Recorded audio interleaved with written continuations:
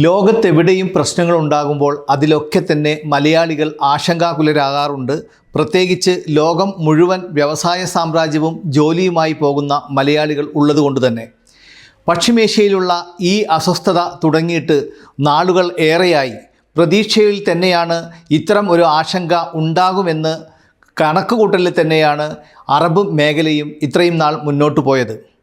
12 ദിവസം നീണ്ടുനിന്ന യുദ്ധം അതിൻ്റെ വെടിനിർത്തൽ കരാറുകൾ ലംഘിച്ചുകൊണ്ട് വീണ്ടും വന്നപ്പോൾ പ്രവാസ ഭൂമികയിലുള്ള അതല്ലെങ്കിൽ ഗൾഫ് മേഖലയിലുള്ള എല്ലാ മലയാളികളടക്കമുള്ള ഇന്ത്യക്കാരും ആശങ്കയിലാണ്.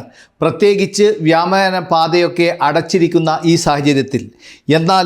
നമുക്ക് മുൻപുള്ള ഗൾഫ് യുദ്ധകാലത്തിലും ഒപ്പം തന്നെ കോവിഡ് കാലത്തും ഒക്കെ തന്നെ ഈ ഗവൺമെൻറ്റുകൾ നമ്മോട് കാണിച്ചിട്ടുള്ള അല്ലെങ്കിൽ അവർ തീർത്തിട്ടുള്ള സംരക്ഷണം ഓർത്തുകൊണ്ട് ദയവ് ചെയ്ത് മലയാളി സമൂഹം ഊഹാപോഹ കഥകൾ പ്രചരിപ്പിക്കുകയോ സോഷ്യൽ മീഡിയയിൽ റിലവൻ്റ് അല്ലാത്ത ഒഫീഷ്യലായി ലഭിക്കാത്ത മെസ്സേജുകൾ ഇടുകയോ ചെയ്യരുത്.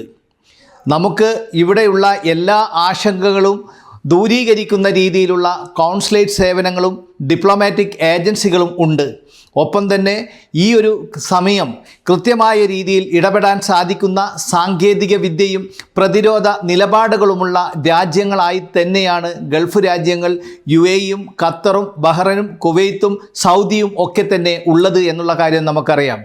സ്വദേശികൾക്ക് കൊടുക്കുന്ന അതേ സംരക്ഷണം തന്നെ വിദേശികളായ പ്രവാസ സമൂഹത്തിനും രാജ്യമോ മതമോ ദേശമോ നോക്കാതെയുള്ള രീതിയിലേക്ക് ചെയ്യുന്നുണ്ട് അല്ലെങ്കിൽ കൊടുക്കുന്നുണ്ട് എന്നുള്ളത് നമുക്ക് ഇതിനു മുമ്പുള്ള കോവിഡ് കാലത്തും ഗൾഫ് യുദ്ധകാലത്തുമുള്ള അനുഭവങ്ങളിൽ നിന്ന് അറിയുന്നതാണ്.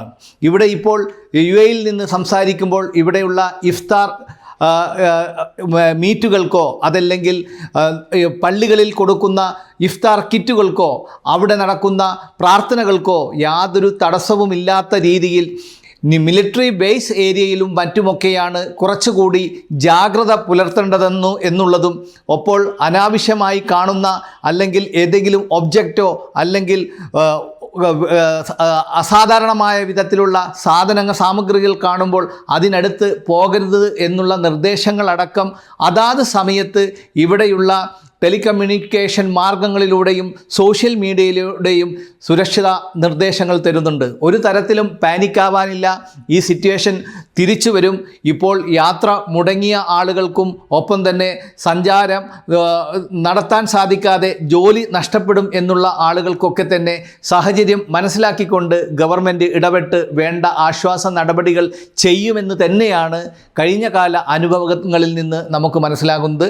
അതുകൊണ്ട് സമാധാനത്തോടുകൂടി ഇവിടെയുള്ള നിയമവ്യവസ്ഥിതികൾ പാലിച്ചുകൊണ്ട് പ്രതിരോധ മന്ത്രാലയത്തിൻ്റെയും ഈ മിനിസ്ട്രി ഓഫ് ഇൻറ്റീരിയറിൻ്റെയും ഒക്കെ നിർദ്ദേശങ്ങൾ പാലിച്ചുകൊണ്ട് നമുക്ക് ഈ ഘട്ടവും തരണം ചെയ്യാം. അതിന് എല്ലാവരുടെയും സഹായം ആവശ്യമാണ്. മീഡിയകളിലൂടെ വരുന്ന ഏതെങ്കിലും സത്യസന്ധമല്ലാത്ത വാർത്തകൾ അത് ഒരു കാരണവശാലും പ്രസിദ്ധീകരിക്കരുത്, കൊടുക്കരുത്.